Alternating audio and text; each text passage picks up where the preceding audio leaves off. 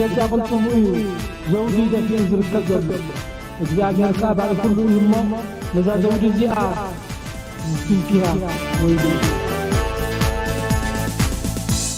ሰላም ተከታተልቲ ሶል ሚዲያ ዘዘለሁሞ ሰላምኩም ይብዛ ሕንደቀስ ክንተስ ኤርትራውነት ኩርመነት አይንረስ እንዳበልኩ ክብራት ተከታተልቲ በላይክ ጅምሩ ኖቲፊኬሽን ብዙሓት ተከታተልቲ ሶል ሚዲያ ይወጽሑም ስለዚህ ያለ ብስተቃለኩም መጠን ላይክ ትገብሩ ይላወኩም للومي بتعني ازي اقدس وانا وزعبا بدنا متينا لنا ازي زحق الزينه بزعباتي امن زدرابه ارجن حمدو اب امريكا زتوهابه بزعبانا بيت فرد زملكت قال خنبلينا زمصان حبريتا له كم اون اب حزبن بوليسن نا ايرترا زوصه ازي زحقوس دس دبل مخاچونت نا حزب ايرترا بستفعل ቋንቋና ኩሉ ሸርክ ንብሎኻ ብጣዕሚ ኣዝዩ ኣገዳሲ ሓደ ካብቲ መስሕብ ናይ ቱሪስት ስለዝኾነ እሱ ቀንዲ ናብ ኩሉ ንኽዝርጋሕ ብእንግሊሽ ብዓረብ ብዝተፈላለዩ ቋንቋ ተተርጊሙ እቶም ኣብ ከምዚ ዓይነት ነጥፉ ተኸታተልቲ ሶል ሚድያ እታ ቪድዮ ክትረኽብዋ ትኽእሉ ኢኹም ክትረኽብዋ ተዘይኪልኩም ክሰደልኩም እኽእል እየ እስከ ንስማዓያ እሞ ብዛዕባ ገለ ክንብል ብጣዕሚ ደስ ይብልኒ ወዲቁ ዝተረኽበ ባጤራ ወፃኢ ዋና ከይተረኽበ ገደብ ግዜ ስለ ዝኣኸለ ናብ ረኻቢኡ ከም ዝተመልሰ ካብ ቀዳማይ መደበር ፖሊስ ዞባ ማእከል ዝበፅሐና ሓበሬታ ረድዩ 27 ዓመት ዝዕድሚኡ ኢሳያስ ተስፋኣለም ዓንደ ዝተባህለ ገባር ሰናይ ብ17 ነሓሰ 2025 ኣብ ዝመርሓ ታክሲ ወዲቁ ዝፀንሖ $770 ኣሜሪካ ዝሓዘ ቦርሳ ናብ ቀዳማይ መደበር ፖሊስ ኣረኪብዎ ከም ዝፀንሐን ጠፊኡን ዝብል ኣመልካቲ ከይተረኽበ ገደብ ግዜ ስለ ዝኣኸለን ፖሊስ ኤርትራ ብዘውፅኦ መምርሒ መሰረት ብ24 ለካቲት 2026 ንረኻቢኡ ክወሃብ ከም ዝኸኣለ እዩ ተሓዚ ኤግዚቢት መደበር ፖሊስ ስብሓት ዘወልዲ ዝገልጽ ገባር ሰናይ ኢሳያስ ተስፋኣለም ብወገኑ ምስ ካልኣዩ ብእብረን ዝሰርሑላ ታክሲ ድሕሪ ምርካቡ ስርሑ ቅድሚ ምጅማሩ እናፀራርያ ከሎ እቲ ገንዘብ ዝሓዘ ቦርሳ ኣብ ትሕቲ ሰዲለ ከም ዝረኸቦን ዋንኡ መታን ክርከቦ ድማ ብማሕበር ወነንቲ ታክሲ ዞባ ማእከል ተማኪሉ ናብ ቀዳማይ መደበር ፖሊስ ከም ዝረከቦ እዩ ዝሕብር ንሱ ወሲኹ ግዳ ሓቂ ዝገንዘብ ዋንኡ ረኺብዎ እንተዝኸውን ሕልናዊ ዕረፍቲ ክህበካ ዝኽእል ብሓፈሻ ግን ፖሊስ ኤርትራ ንገበርቲ ሰናይ ንምትብባዕ ዘውፅኦ መምርሒ እውን ጽቡቕ ኮይኑ ይስማዓኒ ድሕር ምባል ዝኾነ ሰብ ገንዘብ ኣብ ዘጥፋኣሉ እዋን ናብ መደበራት ፖሊስ ከመልክት ከም ዝግባእ ኣተሓሳሲቡ ሃራይ ክቡራት ተኸታተልቲ መቸም ክንድቅስ ክንትስ ኤርትራውነት ቦርማንነት ኣይንረስዕ ክንብል ከለና ኣካል ናይቲ ጭውነት ባህሊ ወይ ከዓ ንውሉድ ወለዶ እንዳተወራረሰ ዝኸይ ዘሎ እቲ ክብርታት ናይ ህዝቢ ኤርትራ እዚ ኣብ ማንም ሃገር ከድካ ክትረኽቦ ዘይትኽእል ፀጋ قليل ጸጋ ይኮን ኣብ ማንም ሃገር ከድካ ክትረኽቦ ዘይትኽእል ኣብ ጎረቤትና ንርኢ ኣለና ደርሆ ንኽሰርቁ ሰብ ይቐትሉ ሞባይልካ ሃበና ምባል ይቐልል ካብ ህይወት ሰብ ምሕላፍ ሞባይል ንኽወስዱ ህይወት ሰብ ይሕልፉ ነዲኦም ይዕምፁ ነቦኦም ይቐትሉ እዚ ሰይጣናዊ ተግባራት ዓለም ተጎቢኣትሉ ኣብ ዘላ እዋን እታ ሎሚ መንግስተ ሰማይ ክትብላ ትኽእል ኤርትራ ከምዚ ትሪእዎ ዘለኹም $700 ቀሊል ገንዘብ ኣይኮነን ግን እንታይ እዩ ህዝቢ ኤርትራ ዘይናቱ ዝደሊ ህዝቢ ኣይኮነን ካብቲ ኣዝዩ ደስ ዝብለካ ነገር ከዓ ፖሊስ ኤርትራ እዚኣ ነጥብ እዚኣ ክሽለም ክኽእል ኣሎ ከም ሓሳብ ኣቕሪብዋ ህዝቢ ፖሊስን ኤርትራ ከዓ ዝጥቀመላ ዘሎ ኣዝያ ደስ ዝበለትኒ እቲ ዝጠፍኦ ንብረት ይኹን ገንዘብ ናብ ፖሊስ እንድሕርዳ ዘይመፅዩ እንድሕርዳ ደይወሲድዎ እቲ ዝተረኽበ ነቲ ዝረኸቦ ኩሉ ይወስዶ እዚኣ ብጣዕሚ ኣዝያ ነዚኣ መቸም ከም ሓሳብ ኣቕሪብካ ሓሳብ ኮይና ዘይተረፈት እሞ ከዓ ፖሊስ ኤርትራ ነዚኣ ዝሰርሓላ ዘሎ ጉዳይ ኣነ ብጣዕሚ እያ ደስ ኢላትኒ እቲ ዝተረኽበስ ናይ ግዜ ገደብ ትገብረሉ በቃ ይወስዶ ትሰብ ያ ኣብ ካልእ ሃገርኩም ዝበሃል የለን ኣይነግሩኻን እዮም ወሲድዎ ድዩ ኣይወሰዶን ድዩ እንታይ እዩ ገለ ዝበሃል ነገራት ኣይነግሩኻን እዮም ረኺቤ ትብሎም ሃባ ብለኻ ይምዝግቡኻ በቃ ቻው መዓ ሰላማ أبي إرتراجن ناجيزي جدب جورلو ناجيزي جدب نحرد أتوانا تزيمسي نعاها هوها زيا بتعمي أزيا بالاستسراح إذا حجي بإنجليش جي بعرب جي تترجمه أبزي تويتر شرح جبر كله إذا أكل مسحب ناي توريستي شونت ناي هزبير ترى ناي مهانو لو من ريال لنا $100 نخبولي اليوم يمزب لخزت فوقها $100 نخسرقو خايلم يمزت فوقها كمزا عينة تكبارات جن إذا قداي وحود $700 بوزح نقرات هنا نريمو هزبن بوليسين إيرتراخا بتعني زمسكن سراح ومخا هزب إيرتراخا إزي قصد زلوو نولد ولديمو كابتن خور عنو فندقس كنتس إيرتراونت كورمن نتايم رسي هاراي نابت زغطسن مدب انتاي كم أيلا تقيد نابت حالف أوان أمباسادر ناي كندا ناي إيرترا تبقيشو اللو زبل قال زرقحنا نيرنا ذكروت تقول يوم كبرات قطعتي أب لايف نابسمرا يبقس كمزلو أمباسادر ناي كندا إيرتران اتزمدنا بوغن كندا جيغا حبريتا بتن تتبعات سوا مسلا أب لعلي إيرتران زخيد زنبرة تنتشلو قمقون بأمريكا وهن بإيروبا وحبرت كنداون أكلناتن سلزنبرت نتو قدايتي بجيغا مقد ترديمو مس منقسن حزبن إيرترا زمدنا بتيخم دحرمسنا حجيغن أمباسادر ناب إيرترا ليخم لما عنتقا مسكور منيستر وصا قدايات آتو عثمان صالح ناي سرح ورقة أركيب اللو واو واو واو واو واو واو واو اتوم ليتن معالتن نمانقس إيرتران نكندا نختبأسو ليتن معالتن تسوحو زنوركم تبو جيرنا سلن فلتوكم زيا أمن جزاهم سقلوا زيا أمن جزاهم سقلوا كل جزيها بترحك تقطن دأمبر هاي تسبرن صبوق صراح أمباسادر كندا أب إيرترا خمقا منجس إيرترا نخل محلقاتات شجرات تتصابوتات سجيرو كم زيدو كتريو خلخا بتعمي زمس جن سراحيمو بزقاتامي كبر منيستر وصا قدايات آتو عثمان صالح عندما عندنا هبكا أمباسادر كندا خا صبوق لا يسرح جيزي يخونلو يمنا كومخا زينا دبلوماسي زرزر زينا بحلافي قطوبا قديات سقلف آتو حاقوس قبر هيوتن منيستر نقدن اندسترن آتو نصر الدين صالحين زغومه لعلواي اللوغ منقسي إيرترا أب ريبابليك قبسي زغور زولو ركبات بمقتصالت مال عصوتو حامشي ميازيا مس منيستر مقوعزيا ليتنال جنرال كامل آل وزير منيستر إلكتريك سيتن تحدات ساعة محمود عسمت منيستر حرشان مريتن على فاروق كمون آكارتي بعل مزمد هانيتن استفاللا كوباناتاتن أب معزاز شركنة متحقاز زاتيوم أبتي ركب أب مونغو كلتين هاجرات ككاد بزعبا زخل مقوعزيا بحري موحاس قرب على أقلقلوت إلكتريك سيتن تمكرو تحدث ساعتن عم مداي مخعوباتن ممسرحان حرشا ومهرتي كقبر بزعبا زكال متحقاز كمو نقداوي زندناتان معزاز بصفحة عنقوتن تزاتيوم لعلواي لوغ إيرترا أقدمون بعصوت 4 ميازيا مس منيستر إندستري خالد هاشم بعصوت 3 ميازيا دما مس منيستر قديات وصاي دكتور بدر عبد العطن منيستر وفرن ناي وصاي نقدن دكتور محمد فريد صالحن أب مدنفع قطباو زندناتات مزتايو ذكريوم هاي نابتي عزيز حقوس زينا زم امني مدرباي كمون فقر فستيفالات بمخاد جنزم نتوم مزدربي زوات زنبرو خم بعال بچواچ بيچا محبراو ميديا اندامص نحنا ابيت فرد سعرنا خمس قاطي منا دوغل اندابل حسو علنيرو حج زوات زو حقوس زينا نملا حزب إيرترا بزقاطامي ازي حدا خابتوم جنزب زكو زنبره كمون قبل علي زتفلالي فستيفالات تأكيبهم إيرتراويان باكا أخندي بحسب بإمني ويكا بتوغو زمان بخاران زكار زنبرة كابتم أب إسرائيل جنزب انداوات أبدا كب زنبرة نابتي صحف كنكيد ساميل محراي أب نايلوم مدب أب لايف ناي 10 دقيقة ناي 10 دقيقة جيزي هو ناتيو اتي كله حبريتا خبناي دكي الري ازوم 13 سبات مبل 14 كابيتن ابال بريجيد حمود ايو زخصصو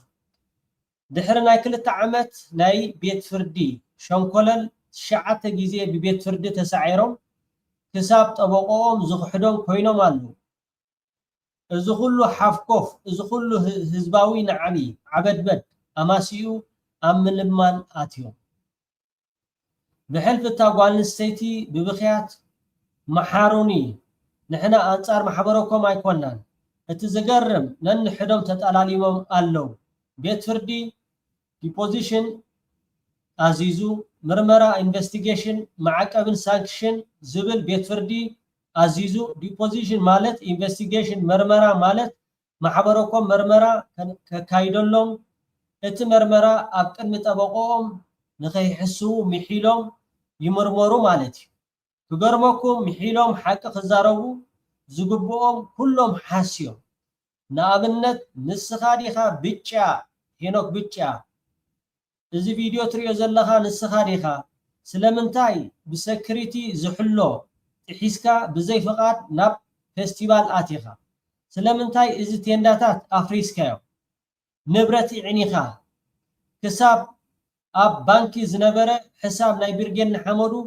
ካበይ ኣምፂኹሞ ዝብል ሕቶ ተሓቲቶ ሓደ ገበን ዝፈጸመ ምንጪ ኣታዊኡ ክፍለጥ ኣለዎ እዚ መርመራ ኣብ ቅድሚ ጠበቆኦም ይነሩ ጠበቆኦም ፈዘዝ ኮይና ምድረ ሰማይ እቲ ዝገርም ንጠበቆኦም ሓድሽ ነገር እዩ ነሩ ንብረት ዝዕነው ኩሉ ሓቂ ንጠበቆኦም ስለ ዘይነገርዎ ብመገዲ ቤት ፍርዲ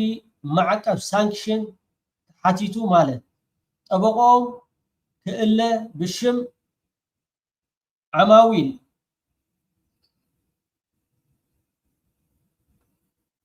ስለዚ ሓሰው ይግሬታ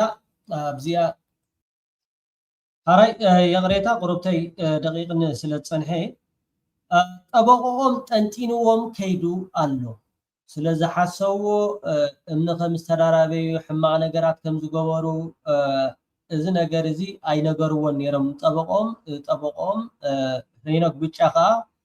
ብቪድዮ እስኻ ዲኻ እንዳተባሃለ ፈዘዝ ኮይናታ ምድረ ሰማይ ብዝኾነ ጠበቆኦም ጠንጢንዎም ከይዱ ሕጂ ሓድሽ ጠበቃ ናይ ይኣክል ዝበሃል መፂ ኣሎ ምክንያቱ ካሕብትን ኣትይዎም ተጠላሊሞም ኣለዉ ሕጂ ኣስማት ናይቶም ገንዘብ ዘዋፁ ኣስማት ኣብ ኢድ ጠበቃና ኣትዩ ኣሎ እዞም ገንዘብ ዘዋፁ ተሓተቲ ምዃንኩም ክትፈልጡ ይግባእ እዚ ወድሓንኩም ዓወት ንሓፋሽ ፀባ ስቲኹምና ኣሜሪካ ዘለኹም ሃገራውያን ኤርትራውያን እዚኣቶም እወ ብጣዕሚ ህዝቢ ኤርትራ ሽሙ በሊሎሞ ንሕና ኤርትራውያን ኢና እንዳበሉ ኣደ ትግራይ እንዳበሉ ንህዝቢ ኤርትራ ንክጭፍጭፉ ተበጊሶም ከም በዓል ኣሉላ ሰሎሞን እውን ሕኔና ትፈዲልና ኣለኹም እንዳበሉ ይስሕቁ ነይሮም ኣብ ግዜኦም ሕጂ ግን ካሕብትን ኣትዮም ነንሕዶም ክጣላለሙ ጀሚሮም ጠበቃ እውን ስለዝሓሰብዎ ጠበቆኦም ሰንቢዱ ንዓኻትኩም ኣይጣበቀልኩም እየ ብምባል ጠንጢንዎም ከይድሎ ነንሕዶም ከዓ ተጠላሊሞም ነንሕዶም ከዓ ተኻሓይዶም ኣለዉ እንቋዕ ሓጎሰና እንቋዕ ሓጎሰኩም ኩላትኩም ተኸታተልቲ ሶል ሚድያ ነቶም ኣብ ኣሜሪካ ነዚ ለይትን መዓልትን ከይተሓለልኩም ኣብ መፈፀምትኡ ኣብ ምብፃሕ ትሰርሑ ዘለኹም ከዓ ክብሪ ይገባኣኩም ብጣዕሚ ፀባ ስቲኹምና ኣለኹም ፀባስተይ ኣብ ናይ ሎሚ መደብ 20 ደቂቕ 30 ደቂቕ ዝኸውን ሳሙኤል መሓራይ ክዕድሞ እየ ሳሙኤል መሓሪ ካብቶም ኣዝዮም ንጡፋት ኤርትራውያን ሓራይ ናብቲ ዝቕፅል መደብ ሰበር ዜና ኣኼባ ሕወሓት ሕዚ ተወዲኡ ኣሎ ማእኸላይ ኮሚቴ ነበር ሕወሓት ንታደሰ ንምእላይ እቲ ፅሕፈቶም 39 ንትውሳኔ 100 ካብ 100 ደጊፎም ኣለዉ 39 4 ከዓ ክሒዶም ኣለዉ ክልተ ድምፆም ዓቂቦም ኣለዉ እቶም 4 መን እዮም ንዝብሉ ከም በዓል ኣለም ገብረ ዋህድ ዝኣመሰሉ መቸም ኩሉ ግዜ ጥልመት እቲ ምኽዳዕ ስለ ዘሎ ተጋሩ ቅልጥፍ ኢልኩም ነቶም ምስ ብልፅግና ዘለው ከምኡ ላንጋ ዘለው ክትኣልይዎም ክትቅሉ ኣለኩም እዚኣቶም ምስ ኣለኹም ኢኹም ከዓ ኩሉ ነገር ክትገብሩ ትኽእሉ توم 4 خديعم زلو ግን ከም በዓል ዓለም ገብረዋህድ ኢትዮጵያውነት እዮም ምስ አብይ አሕመድ ውን ርክብ ከይሃለዎም ኣይተርፍን እዩ ኣብ ሓደ ጋጣሙን ካብ ኤርትራ ከም በዓል ኣወል ስዒድ ውን ኣተንቢሄሙልኩም ነይሮም ነዚኣቶም ከዓ መገዲ ክትጓዓዙ ትኽእሉን ኢኹም 39 ግን ጽቡቕ ውሳኔ ወሲኖም ኣለዉ ዝበዝሐ ቁጥሪ 100 ካብ 100 ታደሰ ወረደ ክእል ኣለዎ ዝብል ውሳኔ ቶም ክልተ ድምጾም ዓቂሞም ኣለዉ ተም 4 ከዓ ክሒዶም ኣለዉ ያ ኣብዛ ናይ 0 ሰዓት ክሒዶም ኣለዉ ንብለኩም ማለት እዩ ተራራዲኻ ይፍታሕ ደኸውን ይቃለል ደኸውን ብዝብል እዩ ዝኩሉ ትዕግስቲ ተወሲዱ ዘሎ ደጊም ግን በቃ ናብ ዘይቁጽለሉ ደረጃ ተበፂሑ ስለ ዘሎ ትግራይ ፍልይ ዝበለ መፍትሒ ተናድየሉ ደረጃ በፂሓላ ከም ዝፍለጥ ምስ ጎረባብቲ ህዝብታት ምስ ጎረባብቲ ዓድታት ጽቡቕ ምሕዝነት እዩ ዝፍጠር ዘሎ እቲ ምትእማን ንዓበይ እዩ ዝኸይ ዘሎ ናይ ሓባር ሓደጋ እውን አንጻላልይዎም ኣሎ ዞም ህዝብታት እዚኦም ስለዚ ትግራይ ምስ ማእኸል ዓዲ ዘራኸባ ዝነበረ ኢኮኖሚያዊ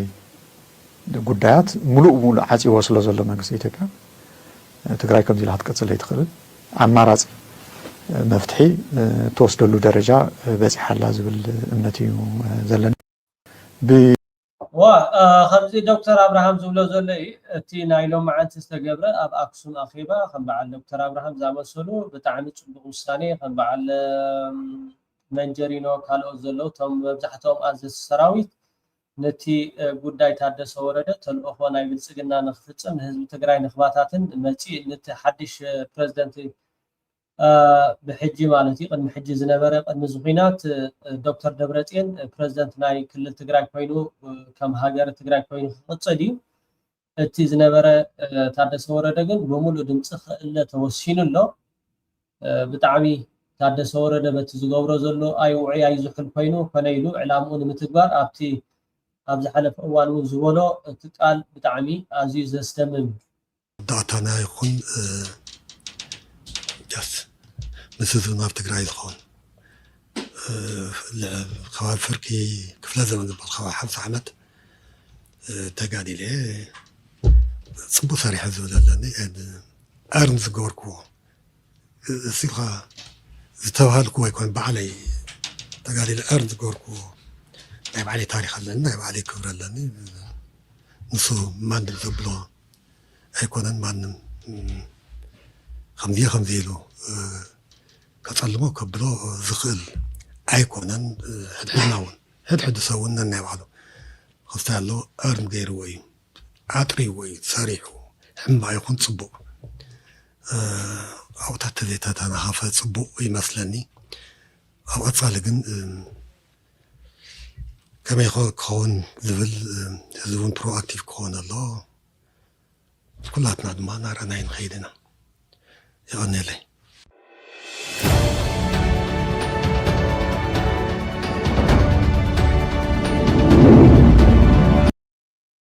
هراي لو معانتي كيدانة أمنة مالتيو ناي بايتونا نتحدث ورد مرسي ومالوس كان اسمعيه بايتونا لومي أب أواناو زعبا ديبو نغازيطኛታት መግለጽ ይቦሎ እቲ መግለጽ ብቀንዱ ፕሬዝዳንት ጊዜያዊ መምሕዳር ትግራይ ኔተላር ጀነራል ታደሰ ወረደ ኣብ ሰሙን ዝሃብዎ መግለጽ ዘደህበ ዓለም ለኻውን ከባቢያውን ትግራይን ኩነታት ፖለቲካ ትኹረት ዝገበረ እዩ ነይሩ ኣብቲ መግለጽ ኣብ ወንበር ባይቶና ኣይተ ኪዳነ ኣመነ ከም ዝገለጽዎ ኔተላር ጀነራል ታደሰ ወረደ ኣብ ሰሙን ዝሃብዎ መግለጽ ሙሉእ ብሙሉእ ተቃይሞም እዮም እቲ ጊዜያዊ መምሕዳር بسمع كلت يوم تفرارمتي أكلت ني حد عمتي تناوح نيرو كلت يوم تمايتم دحرجنا جيتاتشو وردا بريزيدنت زنورلو قصيلو بخلت يوم زررب حد عمت تناوح كونترات حد عمتي دحري حد عمت جزيا منقص دي كله انتي كله زول كم بحدش تزراري بكايو لا بحدش وعلي زتو تا كونترات ني حد عمتي جنرال تادسه طايشلو زلو شمت مسبورتريا زتحز يقول هذا كمودب كنسمرل ندلي مس وعل بورتريا زتحز يقول سلو وعل بورتريا اي تزرب يتغبر تزرب زنورت حد عمتيا دحر حد عمت تا يكون زبل ገና ከም በሓድሽ ዝርብ ክክበረሉ ማለት እዩ ምስ ብልጽግና ኮይንካ ውዕል ይኽበር ዶ ሕጊ ዝበሃል ኣሎ ዶ ካሊእ ዘረባ እዩ ከምኡ እውን ጊዜያዊ ምምሕዳር ትግራይ ቃልሲ ህዝቢ ትግራይ ከም ዝሓንሸሸ ዝገለጹ ኣይተ ኪዳነ እቲ ምምሕዳር ብዘርአዮ ክፍተትን ኣብ ዘለዎ ስልጣን ክቕጽል እንተይኮነስ ብሕጊ ተሓታትነት ክረጋገጽ ይግባእ ክብሉ ሓቢሮም ኣለዉ ስለዚ እቲ ስምምዕ ብክልተኣዊ ይዘተ ክውሰን እናተገበኦ ናብ ቅድሚ ፕሪቶርያ ተመሊሱ ነቱ ውዕል ፕሪቶርያ ንጎኒ ገዲፉ ስርዓት በይናዊ ውሳነ እዩ ወሲኑ ማለት እዩ ምስ ትግራይ ዘተሓዝ ይብሉ ጀነራል ታደሰ ሕዚ ካብ ህዝቢ እንድሓር ትግራይ ወከለቶ ትግራይ ዝወከለቶ ክሳብ መጋቢት 30 እዩ ነይሩ ስለዚ ውክልና ትግራይ ይብሉ ውክልና ብልጽግና ጥራሕ እዩ ዘሎ እዙይ ሓደ ክስመረሉ ኣሎ ብትውዕል መሰረት ማለት እዩ ከም ውድ ባይተና ነቕረቦ ፃውዒት ተሓታትነት ክረጋገጽ ኣለዎ እዩ ጀነራል ታደሰ ናብ ስልጣን ዘይኮነስ ናብ ሕጊ ይቀርብ ዘሎ ህልው ኩነታት ዓለም ለኸ ከባብያውን ትግራይ ኩነታትን መሰረት ብምግባር ድማ ሕዚ ነቃልሲ ህዝቢ ትግራይ ምቹው ምዃኑ ገሊጾም ኣለዉ ምክንያቱ ድማ ብቐንዱ እቲ ኩነታት ከም 2013 ዓ.ም ህዝቢ ትግራይ ንብሕቱ ከም ዘይኮነን ጸላእ ድማ ብግልባጡ ደጋፊ የብሉን ክብሉ ሓቢሮም ርክብ ህዝብታትን ጽምዶን ናብ ስትራቴጂ ይዓቢ ከም ዘሎ ዝሓበሩ ኣይተ ኪዳነ ከም ገምጋም ውድቦም ምሕዝነት ጽምዶ ምብራኹ ገሊጾም ኣለዉ ጽምዶ ዝምልከት እዩ ክነብሎ እንደልቲ ብሓፈሻ እቲ ምሕዝነት ኣብ ጽቡቕ ደረጃ ኣሎ ርክብ ህዝቢ ትግራይን ህዝቢ ኣምሓራን ርክብ ህዝቢ ትግራይን ህዝቢ ኤርትራን ምስ ሱዳን ወዘተረፈ ናብ ዘይዕፀፈሉ ደረጃ ናብ ስትራቴጂ ጉዳይ ይዓበሎ ናብ ሓፍ ዝበለ ጉዳይ ይዓቢ ከም ዘለውን ኣረጋጊፅና ኢና ድሕሪ መጋረጃ ማለት እዩ ስለዚ ምሕዝነት በሪኺ እዩ ጽምዶ በሪኺ እዩ ኣይተ ኪዳነ መኸተ ህዝቢ ትግራይ እናተጣናኸረ ምምጽኡን መደራደሪ ዓቕሚ ህዝቢ ትግራይ ሰራዊት ትግራይን ህዝቢ ትግራይን ከምኡ እውን ኣቀማምጣ መሬት ትግራይን ምዃኑ ኣፍሊጦም ኣለዉ ቀንዲ ናይ መደራደሪ ዓቕሚ ህዝቢ ትግራይ ክልተ እየን ብናይ ባይተና ገምጋም ቀንዲ መደራደሪ ዓቕሚ ህዝቢ ትግራይ ክልተ እየን ሓደ ሰራዊት እዩ ካልኣይ ባዕሉ ህዝቢ ትግራይ እዩ ምናልባት ተሳሳይ ደረጃ መሬት ትግራይ ክኾን ይኽእል እዩ ባዕሎም ተዋጋእቲ ስለ ዝኾንቶም እምባታት ማለት እዩ ስለዚ እንታይ ኢና ንብል ንሕና ጸጥታና ብቐጻልነት ንህነጽ እዩ ጸጥታና ዋና መደራደሪ ዓቕምና ስለ ዝኾነ ጸጥታ ትግራይ ብዘይ ሰራዊት ክትነብር ኣይትኽእልን ቀጻሊ ዝኾነ ናይ ጸጥታ ጸገም ኣለዋ ስለዚ ንሕና መናእሰይ ኣይኮነን ንሕና መናእሰይ ኩሉ ሰብ እውን ክስልጥን ኣሎ ብሄራዊ ኣገልግሎት ክኽፈት ኣሎ ከይንድፈር ኩሉ ግዜ ቅድሚ ውግእ ንውግእ ክንዳሎ ኣለና ውግእ ምንታ ኸይመጽእ ብቐጻልነት ሰላም ትግራይ ንምርግጋጽን ጸጥታ ንምጥንኻርን ንመኸተ ምድላው ይግባእ ድሕሪ ምባል ኣብ ትግራይ ንመኸተ ህዝቢ ትግራይ ዝመስል ብሄራዊ ሓድነት መንግስቲ ከም ዘድሊ ኣቦ ወንበር ባይቶና ገሊጾም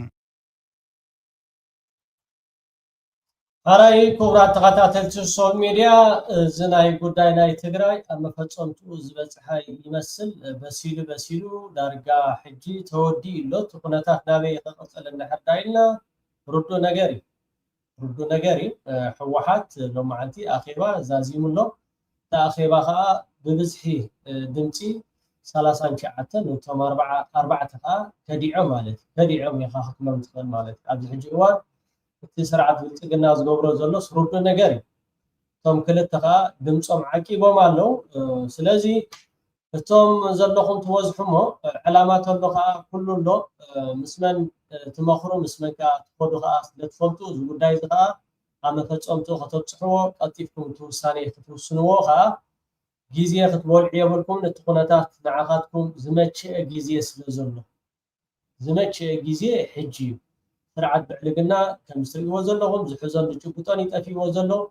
ኣብ ርእሲ ዘላታ ተወሰኸታ እንድሕርዳ ኮይንዎ እዚ ናይ ሕወሓት ብወገን ናይ ሱዳን ትሪእዎም ኣለኹም ብወገን ናይ ኦላ እውን ትሪእዎም ኣለኹም ብፋኖ እውን ትሪእዎም ኣለኹም እንድሕርዳ ንስኻትኩም ንእሽተይ ኢድኩም ሓዊስኩም እቲ ኩነታት ፅቡቅ ክኸይድ ይኽእል እዩ ዝብል ግምት ኣለኒ እዚ እዩ ስለዚ በዓል ደብረፅዮን በዓል መንጀሪኖ እቶም ኣዘዝቲ ሰራዊት ኣብዞ ዘለኹሞ ክትሓምቁ የብልኩምን እሰይ ኣታ እንኮ መፍትሒት እታ መፍትሒት ከዓ ፅምዶ ሰላም ጌርካ ምስ ኣምሓራ ምስ ኤርትራ ብኡ ጌርካ ከዓ ንስርዓት ብልጽግና ኣሊኻ ንትግራይ ሰላም ምስ ህዝቢ ኤርትራ ብፍቅርን ብኩሉ ነገር ማለት እዩ ዶባትካ ተኸባቢርካ ትኸደሉ መገዲ ካብኡ ዝዓቢ ፀጋ ያለን እሞ ልዕሊ ዝኾነ ኣብዚ ሕጂ እዋን እቲ ኣብ ዶባት ትግራይን ኣብ ዶባት ኤርትራን ዘሎ ሰላም ዝነብር ዘሎ እቲ ኣብ ዶባት ትግራይን ኤርትራን ዘሎ ብሰላም ነብር ኣሎ እዛ ሰላም እዚኣ ከዓ መሊኣ ክትቅፅል أتي أب وكيل ناي 4 كيلو خينو أب مقالة زلو السو نحوارو خلالو دكتور دبرتين كاب زغربا بريزيدنت ناي كل تግራይ ኮይኑ መጻፍኩ ኢለኩም ይረ እጅጋ ንሱት ናይ ቀደም ክምለሳለው ኢለም የማስቂ ቆመደሎሞ የቀኔለይ ሰሰናይ ወደ ሓንኩም